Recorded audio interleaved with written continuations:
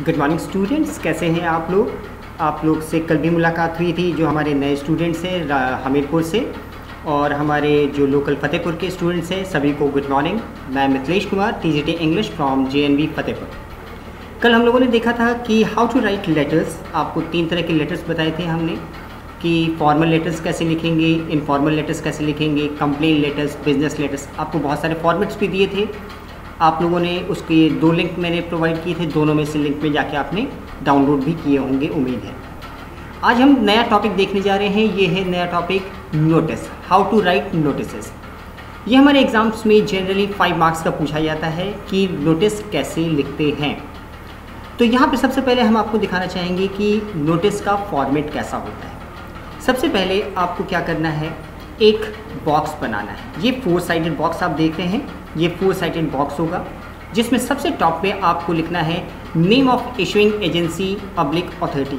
इसका मतलब है कि यहाँ पे आपको जिस भी आपके क्वेश्चन में जो नाम दिया होगा, जैसे किसी स्कूल का नाम हो, किसी कॉलेज का नाम हो, किसी इंडस्ट्रीज़ का नाम हो या किसी कंपनी का नाम हो, वो नाम आप यहाँ पे लिख देंगे। उसके बाद आप लिखेंगे notice, NOTICE, notice capital letters में। उसके बाद आप लिखेंगे date of issue public release of notice. That means जिस दिन ये नोटिस लिखा जा रहा है। जैसे आज की डेट में अगर नोटिस लिखेंगे तो यहाँ पे डेट आप लिखेंगे क्या, 9 सितंबर 2020। उसके बाद नेक्स्ट लाइन में आप बिल्कुल सेंटर में लिखेंगे टाइटल और सब्जेक्ट ऑफ इवेंट, यानी आपकी जो हेडिंग होगी, ये नोटिस किस विषय में लिखा जा रहा है।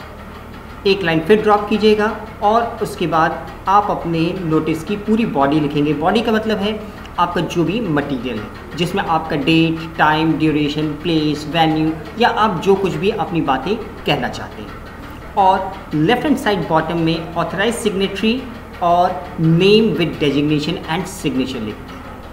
यहाँ पे मैं आपको बताना चाहूँगा कि नोटिस की 2 कन्वेंशंस अभी भी प्रचलन में हैं। आप दोनों ही तरीके से लिख सकते हैं।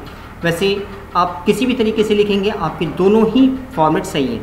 आप चाहें तो इस नोटिस को सबसे टॉप पे लिख सकते हैं और नेम ऑफ इशूइंग अथॉरिटी को सेकंड लाइन, या फिर जिस हिसाब से यहाँ लिखा हुआ है पहले name of issuing authority, second line में नोटिस।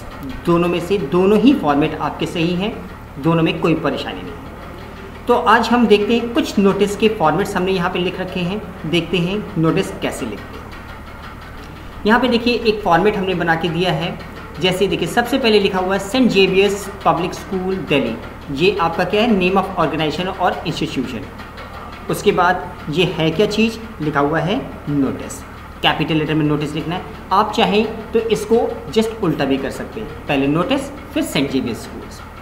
यहाँ पे हमने लिखा डेट, जैसे यहाँ पे हमने एक हाइपोथेटिकल डेट डाला है 27 जनवरी 2000, अभी जो भी आप देखना चाहें। ये हमारा देखिए हेडिंग लिखा हुआ है inter school fancy dress competition, यानी ये जो नोटिस लिखा हुआ है, इस नोटिस को लिखने का कारण क्या है, क्यों लिखा गया, क्या होना है, inter school fancy dress competition होना है। देखिए बहुत ही शॉर्ट में हमने अपने पूरे मैसेज को लिखा।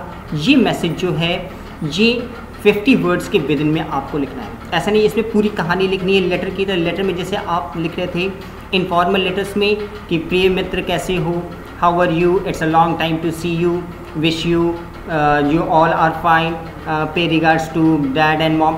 ऐसी लंबी चौड़ी कहानियाँ नहीं लिखनी है, इसमें सीधे टू द पॉइंट्स आपको लिखना है। जैसे यहाँ लिखा है an inter house fancy dress competition is being organised on 12 February at Tagore theatre. एक 12 फरवरी को एक टैगोर थिएटर में फैंसी ड्रेस कॉम्पिटिशन होना है। Those willing to take part in the items which our school will be presenting should come for selection on 1st February 2000 so and so at 12 PM in the assembly hall। जो कोई भी participate करना चाहता है वो 12:30 बजे 1 फरवरी को assembly hall में मिले। Only class 6 to 12 students are eligible. कौन कौन पार्टिसिपेट कर सकते हैं, dresses should be arrange by the participant. Participant को ही ड्रेस अरेंज करना है।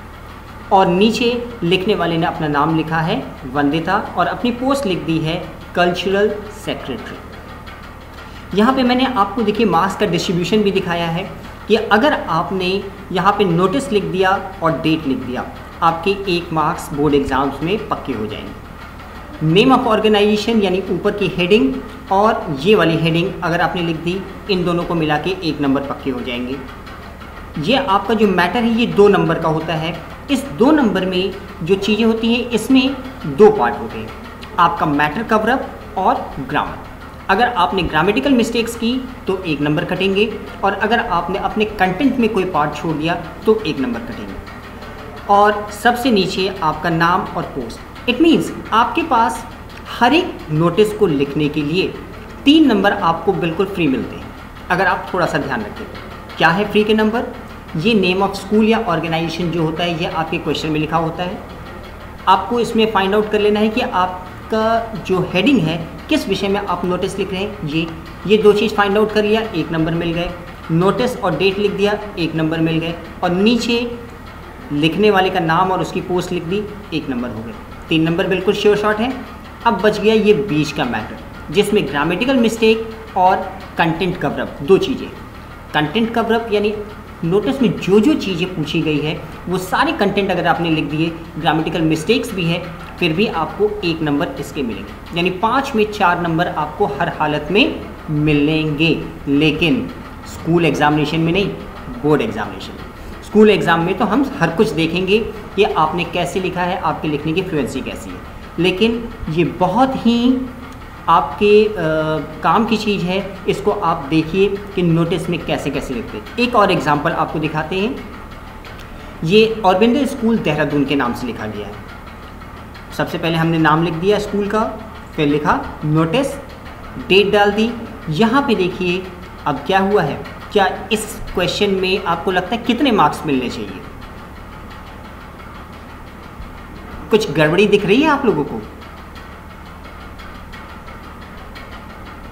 जी, आप में से बहुत से लोगों को ये गड़बड़ी मिल गई होगी। गड़बड़ी क्या है? इसमें आपकी हेडिंग नहीं दी हुई है। हेडिंग नहीं दी हुई है, इसका मतलब क्या हुआ? आपके आधे नंबर चले गए। आधे नंबर की गड़बड़ी है इसमें, क्योंकि नेम ऑफ इंस्टीट्यूट है, नोटिस लिखा हुआ है, डेट लिखा हुआ, नोटिस और डेट मिला के 1 नंबर हो गए। लेकिन ये ऑरबिंदो स्कूल के साथ साथ यहाँ पे आपको एक हेडिंग लिखनी थी, तब आपको 1 नंबर मिलते, यानी यहाँ पे आपके आधे नंबर चले गए। अब यहाँ देखते हैं क्या लिखा गया है। All the students will be pleased to know that our school is organizing a 5-day tour to Rajasthan as per the details given below. हमारा स्कूल, आप सभी को जान के खुशी होगी कि हमारा स्कूल एक 5 दिवसीय टूर ऑर्गेनाइज कर रहा है, जिसकी डिटेल्स इस प्रकार है। ये हमने डिटेल्स दे दी है। यहाँ पे नीचे लिखा those who are interested may deposit 3000 per head. The cost is inclusive of sightseeing, boarding and lodging in a 3-star hotel. Please do so by 12th July.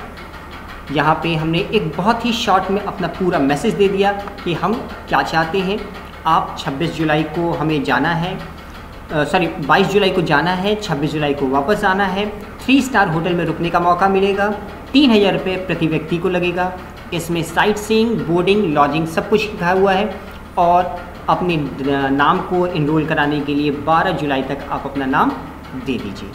लिखने वाले ने अपना नाम लिखा रमा और अपनी पोस्ट लिखी कि आखिर ये रमा कौन है? ये हेड गर्ल है। यहाँ पे पोस्ट क्यों लिखी जाती है? पोस्ट लिखी जाने का कारण क्या है? जैसे अभी आप में से मानते हैं अभी मेरे साथ प्रेजेंटली अगर सभी लोग जुड़ रहे हैं तो 160 स्टूडेंट्स मेरे साथ जुड़े होंगे। इन 160 स्टूडेंट्स में अगर मैं बात करूं राहुल नाम के कितने लोग हैं? ऑब्वियसली राहुल नाम के 4 से 5 लोग होंगे। कुछ जेएनवी फतेहपुर में होंगे, कुछ जेएनवी राठ में होंगे। अब जरा सोचिए, अगर आप पूरे के पूरे 160 स्टूडेंट्स हमारे स्कूल में होते और आप ये नोटिस लिख रहे होते और आपने सिर्फ लिखा होता लिखने के बाद राहुल, तो हमें कैसे पता चलता कि किस राहुल ने इस नोटिस को लिखा है ना? इसलिए साथ साथ हमने साथ में एक पोस्ट लिख दी, हेड गर्ल। जैसे इस स्कूल में अगर सपोज कीजिए रमा नाम की 4 लड़कियां होंगी, तो किस रमा ने लिखा है? ये उस रमा ने लिखा है जो कि हेड गर्ल की पोस्ट पे अपॉइंटेड है। तो इस प्रकार से हमें पता चलेगा कि नेम और पोस्ट लिखना बहुत ज़रूरी है। ये लिखिएगा, ये 1 मार्क्स के होते हैं। एक और नोटिस का एग्जाम्पल देखते हैं।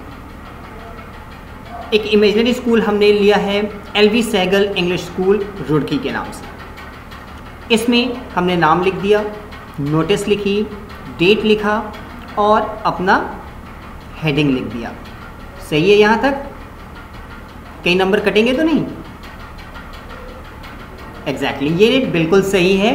हमारी ये LV Sehgal English school Roorkee और स्टूडेंट एक्सचेंज प्रोग्राम, इन दोनों को मिला के 1 नंबर हो गए। इस नोटिस और इस डेट को मिलाकर 1 नंबर हो गए। अभी तक यहाँ सही है। अब देखते हैं क्या है।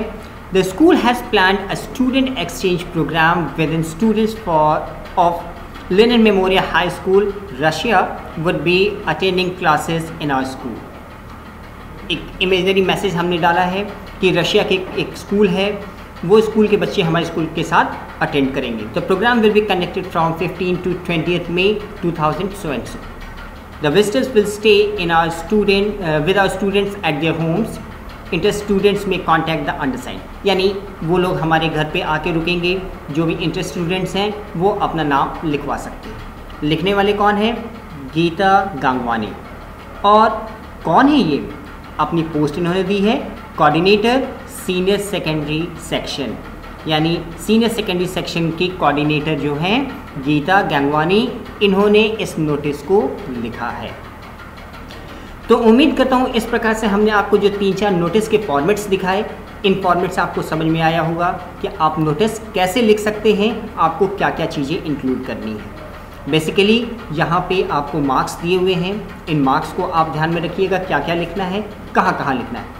एक बार फिर से बता रहा हूँ, इस नोटिस को आप चाहें तो ऊपर सबसे पहले नेम ऑफ ऑर्गेनाइजेशन की जगह पे लिख सकते हैं और नेम ऑफ ऑर्गेनाइजेशन को नोटिस की जगह पे लिख सकते हैं। यहाँ पे आपको छूट है, आप अप या डाउन कर सकते हैं, किसी को भी ऊपर किसी को भी नीचे कर सकते हैं।